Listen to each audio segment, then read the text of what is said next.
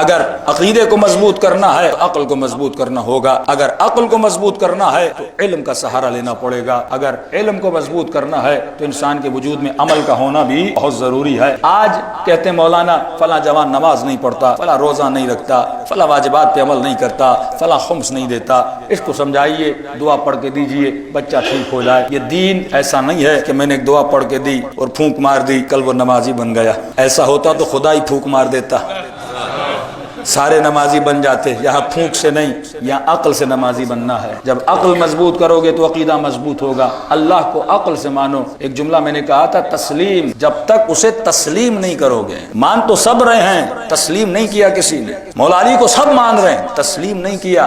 تسلیم کا مطلب کیا ہے؟ آپ کے شہر میں 2-3 ڈاکٹر ہیں اور آپ بیمار پڑ گئے، آپ نے پوچھا مولانا کس ڈاکٹر کے پاس جاؤں؟ تو کسی نے کہا فلاں ڈاکٹر کے پاس چلے جاؤ، اچھا ہے۔ پھر کسی رشتہ دار نے کہا بھائی نہیں جانا، کل اس نے اماں کو دوائی دی تھی اور کب کی بستر پہ لیٹی ہوئی ہیں، تو آپ کے یقین میں کمزوری پیدا ہوئی۔ تسلیم نہیں ہے، ڈاکٹر تو مانا ہے لیکن اسے ابھی ڈاکٹر تسلیم نہیں کیا، کبھی دوائی صحیح نہیں دیتا، نسخہ صحیح نہیں دیتا۔ پھر کسی نے کہا فلاں ڈاکٹر کے پاس چلے جاؤ، آپ نے تحقیق کی، سب نے کہا اس کی نسخے میں بڑی شفا ہے، یہ جو لکھتا ہے اچھا لکھتا ہے، کئی مریضوں کو اس نے شفا دی۔ اب آپ نے اسے ڈاکٹر تسلیم کیا، ڈاکٹر بھی ہے، نسخے میں شفا بھی ہے۔ اب جب اس کے پاس گئے، اس نے جو لکھ کے دیا آپ تحقیق نہیں کرو گے، آپ دوائی کھاؤ گے، کہے صبح 2 گولیاں کھاؤ، دوپہر 4 کھاؤ، رات 3 اور 4 کھاؤ، آپ کبھی بھی یہ نہیں کہو گے کہ ایسی ترتیب آپ نے کیوں بنائی، کھانے کو تیار ہو جاؤ گے۔ معصوم فرماتے ہیں اگر رب کو اپنا ڈاکٹر تسلیم کیا ہے تو اس کی بات پہ عمل کیوں نہیں کرتا؟ تسلیم نہیں کیا تو عمل نہیں کریں گے نا۔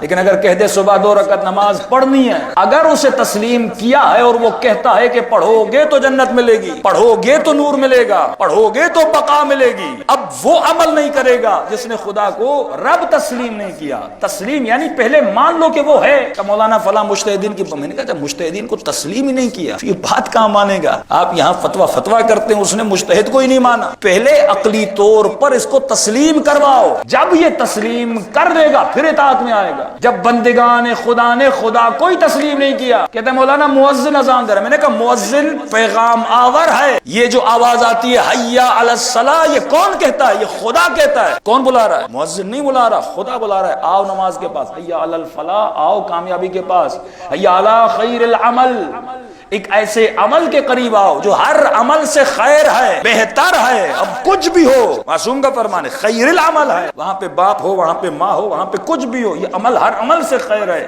تو مومن یہ باتیں سمجھتا نہیں ہے کہ مجھے بلانے والا کون ہے، یہ قرآن جو پڑھتے ہو یہ خدا تم سے بات کر رہا ہے، یہ فرامین علی ابن ابی طالب جو میں آپ سے بیان کرتا ہوں یہ علی کے فرمان ہے، علی آپ کو بتا رہے ہیں۔ تو فرمایا جس نے امامت کو تسلیم ہی نہیں کیا وہ عمل کیسے کرے گا؟ جس نے اللہ کو تسلیم ہی نہیں کیا وہ ایکٹر، وہ گنہگار، وہ جو اللہ کی نافرمانی کرتا ہوا پھرتا ہے لیکن زبان سے لا الہ الا اللہ پڑھ رہا ہے، تسلیم نہیں کیا۔ اگر اللہ کو اللہ مان لیتا کبھی اللہ کا انکار نہ کرتا۔ کوفیوں نے خط لکھے تھے، حسین کو امام تسلیم نہیں کیا تھا، اگر کسی نے امام تسلیم کیا اس کا نام تھا حبیب ابن مواہر، تسلیم کیا، خط پہنچا، پڑھا۔ بیوی نے کہا کس کا خط ہے؟ علی کے بیٹے کا خط ہے، حسین ابن علی کا خط ہے۔ تو کیا لکھا ہے؟ مدد مانگی ہے، کربلا میں آ کر کھڑے ہو گئے۔ تو بیوی نے کہا سوچ کیا رہے ہو؟ کہا میں کیوں جاؤں، جب سارا کوفہ نہیں جا رہا، میرا کیا ہوں، وہاں پہ جاؤں، وقت خلیفے سے لڑوں، جان گواؤں۔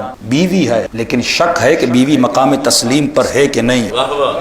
تبھی قرآن کہتا ہے کہ یہ اولاد فتنہ ہے، بیوی فتنہ ہے، خوف کرنا، ڈرنا کہیں یہ فتنہ تمہاری آخرت کو تباہ نہ کر دے۔ ان کے عقیدوں کو پرکھنا، وہ تسلیم، وہ اتباع ہے کہ نہیں ہے۔ تو جب بیوی کا امتحان لیا تو اپنی جگہ سے کھڑی ہو گئی، اپنے کنگن اتارے، چوڑیاں اتاری اور کہا کہ حبیب یہ تو پہن لے، اپنی تلوار مجھے دے، نبی کا نواسا وہاں پہ اور تو باتیں کر رہا ہے۔ تو اس نے کہا کہ اے بندے خدا، میں تجھے آزما رہا تھا، ہو سکتا ہے کہ حسین بلائے اور حبیب نہ جائے، یہ آقا کی منزل ہے۔ غلام کو بھیجا، سیاہ غلام ہے، نام جون ہے۔ حبیب نے تھوڑی دیر کی، غلام گھوڑے سے باتیں کر رہا ہے کہ اگر میرا آقا نہ آیا تو میں تجھ پہ چڑھ کے چلا جاؤں گا، کہیں نبی کا بیٹا تکو تنہا نہ رہ جائے۔ یہ ہے مقام تسلیم، اور مقام تسلیم پہ تھا، اور مقام تسلیم تب آتا ہے جب انسان اپنی عقل کو استعمال کرتا ہے۔ پوری رات حر اپنی عقل کی جنگ میں چلتا رہا کہ اور کیا چاہیے دنیا یا آخرت۔ حر کو پتا تھا اگر حسین کے پاس جاؤں گا جسم ختم ہو جائے گا،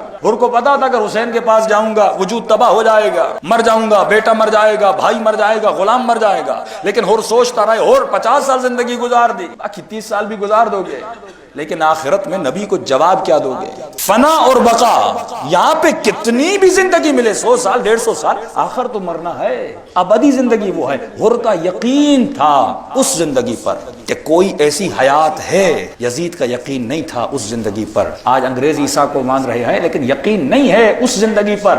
اگر انسان کا یقین ہو تو انسان کبھی گھاٹے والا سودا نہ کرے۔ وہ کون سا بزنس مین ہے جو گھاٹے کا سودا کرے؟ عقل کہتی ہے ہمیشہ فائدے کا سودا کیا کرو۔ اگر میں آپ کو کہوں قبلہ یہ 1 لاکھ آج لے لیجئے یا 1 مہینہ صبر کیجئے اس کے بعد 1 کروڑ دوں گا، عقل کیا کہے گی؟ 1 مہینہ صبر کرو 1 کروڑ لینا۔ مولا فرماتے شیطان تجھے کیش دیتا ہے، اللہ 1 مہینہ بعد وعدہ دینے کا کرتا ہے۔ یہاں وہ تجھے تھوڑے پہ راضی کرتا ہے، خدا تجھے زیادہ پہ راضی کرنا چاہتا ہے۔ وہ تجھے تھوڑی سی خوشی دے کے راضی کرنا چاہتا ہے لیکن خدا تجھے بڑی خوشی دے کر راضی کرنا چاہتا ہے۔ فرمایا اے میرے بندے، جب انسان مقام عبودیت پہ آتا ہے خود کو گرا دیتا ہے تو رب کی آواز آتی ہے وَسَخَّرَ لَكُمُ الشَّمْسَ وَالْقَمَرَ، اے میرے بندے یہ چاند تیرے لیے بنا دیا، یہ سورج تیرے لیے بنا دیا، یہ دریا تیرے لیے بنا دیے۔ لیکن یہی انسان جب گر جاتا ہے اسفل السافلین میں ایک مقام پہ آ جاتا ہے، جب یہ تکبر اور غرور کے مقام پہ آتا ہے، اس وقت خدا سے انسان کو کہتا ہے اے انسان میں نے تجھے نجس قطرے سے بنایا، ذرا اپنی حقیقت کو سمجھ۔ جب اپنی حقیقت کو بھول جاتا ہے تو خدا اس کو اپنی حقیقت کو یاد دلاتا ہے۔ جب یہ اپنی حقیقت کو یاد کرتا ہے تو خدا کہتا ہے یہ زمین بھی تیرے لیے ہے، یہ آسمان بھی تیرے لیے ہے، یہ چرند و پرند بھی تیرے لیے ہے۔ تو جب انسان مقام بندگی پہ آتا ہے تو خدا اس کو اوپر لے جاتا ہے، لیکن جب اس کے وجود میں غرور آتا ہے تو خدا اس کو نیچے لے کر آتا ہے۔ دیکھیے انکساری اور اعجازی اہل بیت کے وجود میں کتنی تھی، سید سجاد کے وجود میں کتنی تھی۔ تو انسان اگر اپنی عقل سے کام لے